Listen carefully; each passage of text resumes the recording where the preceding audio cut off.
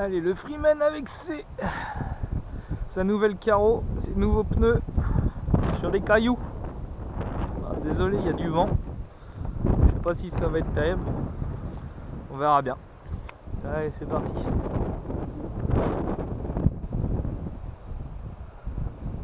On va éviter de tomber. Ce serait bien. Ouais, c'est pas mal.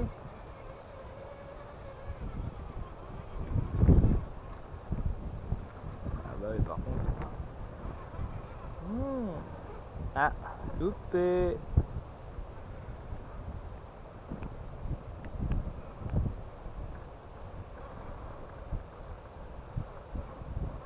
Ah si, c'est bon.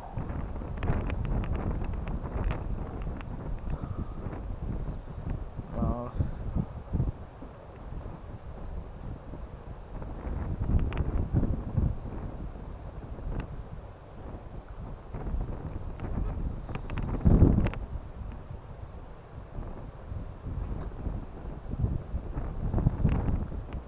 Ah, PD.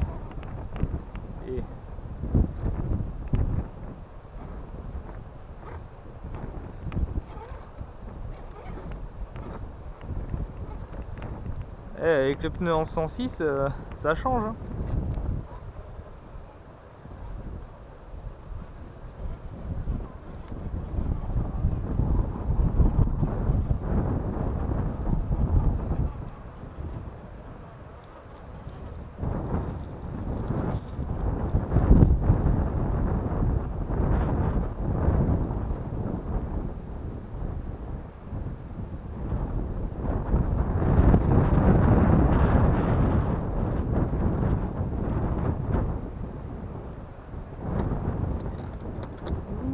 Heureusement que c'est des pare-chocs en plastique.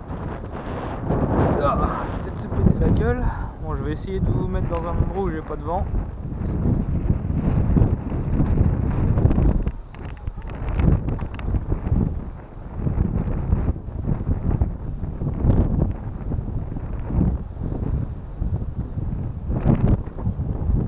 Mettre les pieds dans l'eau, ça serait bien.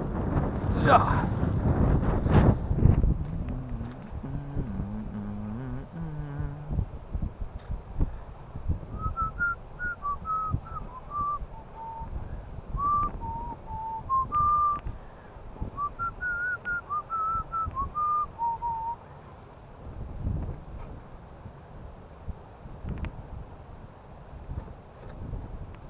Ah merde.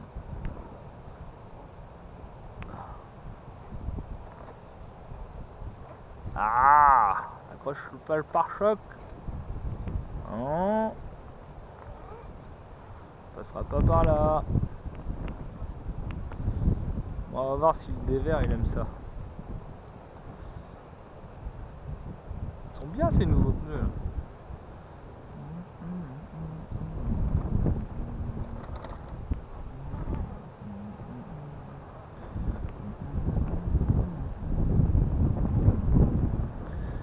Déplacer un peu.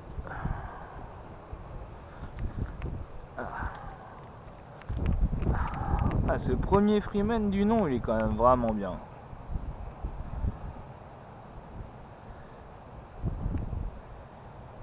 Ouh.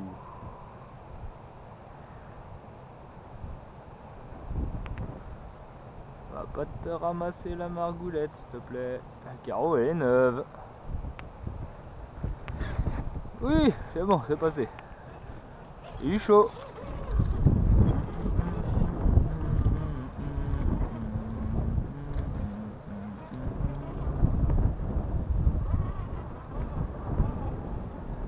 Et il fout l'origine au niveau de à peu près de l'électro. Il y a juste un vario 1080 de chez Hobbywing. Et j'ai mis un servo 25 kg pour avoir plus de force que 9 kg d'origine, c'était pas ouf. Et j'ai changé les suspensions par des suspensions de SX10-2 d'origine. Et j'y ai mis de l'huile de la 150 CST dedans pour qu'il soit beaucoup plus souple et qui navigue beaucoup plus bas que d'origine, parce que d'origine il est monté, enfin les suspensions le fait très très haut sur les camper très haut sur les suspensions, donc du coup en dévers il prend pas ça, il aime pas trop quoi. Un peu comme un TRX4 Defender avec sa carreau hyper lourde. Poids d'origine du bébé, je crois que c'est 2,3 kg. Et là, avec sa carreau en ABS, ses jantes lourdes et ses pneus, là, je suis à 3,7 kg. Avec 53% du poids à l'avant. Faut que je modifie ça pour avoir une répartition 60-40 pour vraiment être bien. Oh, désolé pour le vent, mais bon, tu vois bien, on est sur la côte. Et sur la côte, il y a du vent.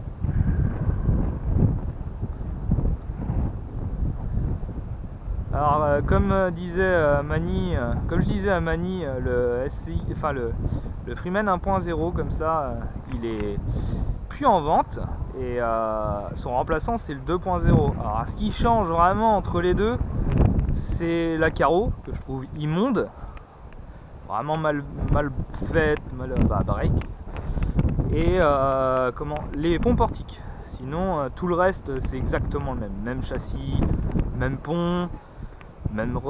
Tout pareil, le même ESC, même moteur, 21 tours de chez Riley qui marche très très bien.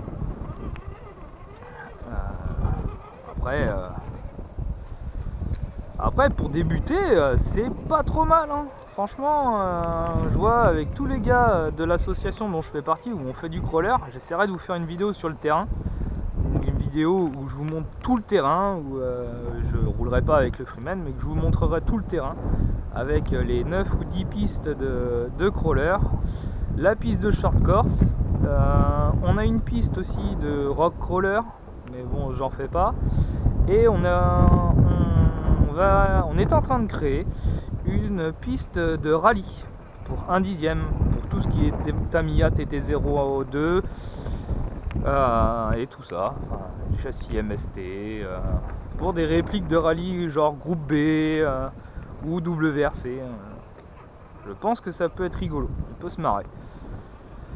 Mais la principale activité c'est quand même le crawler. Alors il y a de tout, hein. Il y a absolument de tout. Il y a du Sherpa, il y a du TRX4, il y a des MST, il y a des RGT, il y a même des gars qui construisent leur véhicule de A à Z en fabriquant leur châssis, en prenant des ponts et tout ça.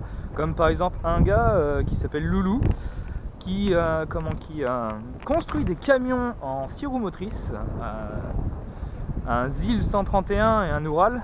Et j'essaierai de vous mettre en description le lien de sa chaîne où il vous présente les capacités de ces véhicules sur des terrains genre la treille ou sur des cailloux comme ça. Je vais poser par moi. Et du coup, c'est quand même sympa à voir, hein. C'est du très très très très beau travail.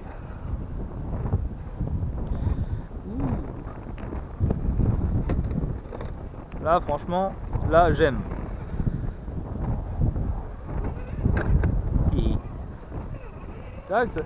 C'est tout bloqué, tout pareil que la plupart des crawlers. Celui-là était quand je l'ai pris, il était à peine 200 €. Et franchement, c'était vraiment c'est vraiment un bel engin. Je vois, je pars avec des TRX4, je les suis facilement. Certains passages où eux tournent plus court du fait de pouvoir débloquer les ponts, alors que celui-là c'est du tout bloqué, hein, c'est pas de, il n'y a rien d'autre.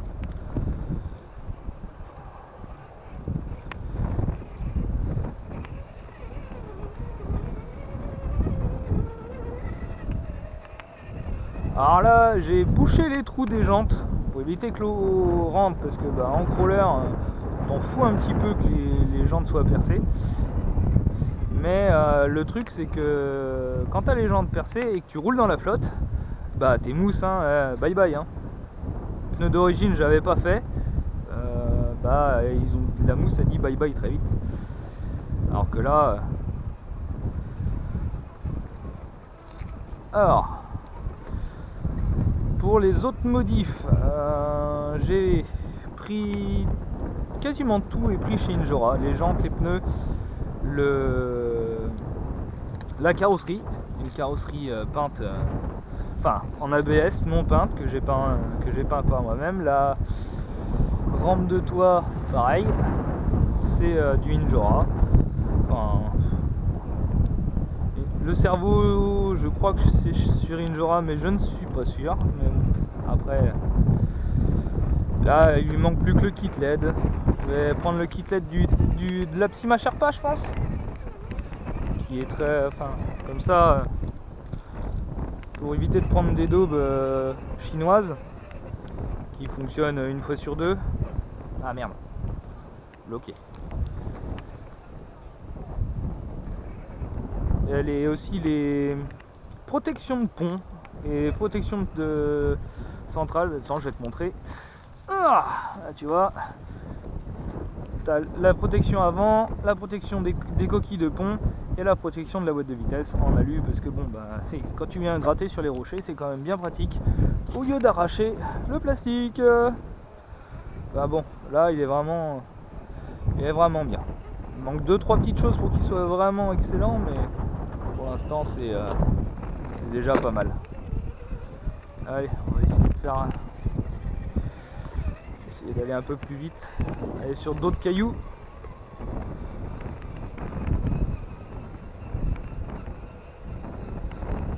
Là il se comporte vraiment bien. Et puis je suis content de ces pneus là, c'est la première sortie avec ces pneus là. Je suis content. Vraiment niveau suspension il fonctionne super. Là on va essayer de faire. Oula, on va se prendre un grain. On va rentrer. Allez, bah sur ce je vous laisse. Salut!